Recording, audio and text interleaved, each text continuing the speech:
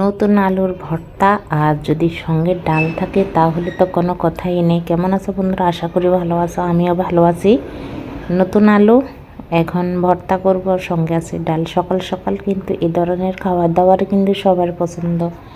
ডাল, মুগ ডাল কিন্তু গোটা লাগে না, একদম সিদ্ধ হয়ে গেছে খুব সুন্দরভাবে। তো এখানে আর আমার কাছে কিন্তু আস্তে আস্তে ডাল বেশি ভালো লাগে, বেশি মিক্স করলে সেই ডালটা আবার কম একটা মানে ভালো লাগে না, কমই ভালো লাগে। যাই হোক, এখন পরিমাণ মতন লবণ, হলুদ সব কিছু দিয়ে দিলাম। সব কিছু দিয়ে তো এই পাশে চুলা আলু সিদ্ধ হয়েছে কিনা দেখব।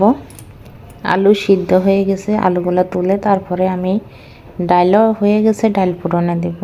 তো আজকে কিন্তু সহজ রান্না, আলু, নতুন আলু। এখন নতুন আলু খেলে একদম বড় লোকই ভাব চলে আসে, কারণ আলুর যে দাম, বড় লোক ছাড়া গরিবও কিন্তু এখন আলু খেতে পারে না। 100 টাকা করে যাদের আলু কেজি হয় তাহলে এটা বড় লোকই খাবার হবে না বলো?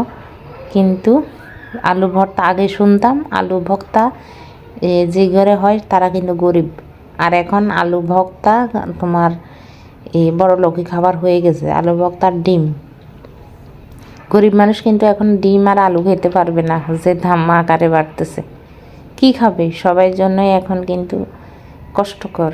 আলু বলো, পেঁয়াজ বলো, এই মাছ বলো, মাংস বলো, সব কিছুই দাম বাড়তি। বড় লোকদের তো অসুবিধা নেই, কিন্তু সাধারণ মানুষদের তো কষ্ট। আমাদের মতন মধ্যবিত্ত ফ্যামিলিদের জন্য কিন্তু কষ্ট। দেখো আলুই দেখো, আগে আলু নিয়ে আসতো 5 কেজি, নষ্টও করে ফেলতাম।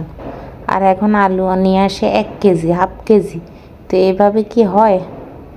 তো যাই হোক, এখন ফোড়নে দিয়ে দিতেছি গোটা জিরা আর শুকনো লঙ্কা, তেজপাতা, মুগ ডাল ফোড়নে দিয়ে দিতেছি। মুগ ডাল কিন্তু বেশি কিছু দিলে ভালো হয় না, সাধারণ এভাবে মুগ ডাল ফোড়ন দিলে ভালো হয়। আমার কাছে আলু ভর্তা এভাবে সাধারণভাবে করলে বেশি ভালো লাগে। শুকনো মরিচ দেব এভাবে, আর দেব কাঁচা সরিষার তেল, সঙ্গে একটু ধনিয়া পাতা, বাস। তো যাই হোক, শুকনো মরিচ প্রথমে ভেঙে নেব লবণ দিয়ে, ভেঙে পরে ধনিয়া পাতা দিয়ে তারপরে আমি আলু ভর্তাটা করে নেব। তো আজকে কিন্তু দুপুরে একদমই সাদা সিধে রান্না। আসলে ব্যাপারটা হলো শরীরটাও ভালো না, তো এই রেসিপিটা আজকে সেজন্য আলু ভর্তা ডালের ভিতরে করে নিলাম। বন্ধুরা, তোমাদের যদি ভালো লাগে অবশ্যই আমার পাশে থাকবে, লাইক কমেন্ট শেয়ার করবে। আলু ভর্তা হয়ে গেছে, এখন আলু ভর্তাটা আমি অন্য আরেকটা বাটির ভিতরে রেখে দেব।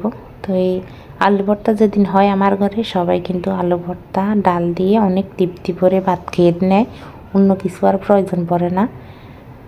যাই হোক, আজকের মতন এই ডাল আলু ভর্তা এই পর্যন্ত। তো এখন দুপুরে আমরা খাওয়া দাওয়া করব। তো আমার আজকের এই রেসিপিগুলো কেমন লাগলো অবশ্যই তোমাদের কাছে, এটা কোনো রেসিপি না, এটা সাধারণ একটা রান্না, সবাই জানো, হয়তো আমার থেকে আরও বেশি ভালো জানো, তারপরেও আমি শেয়ার করলাম।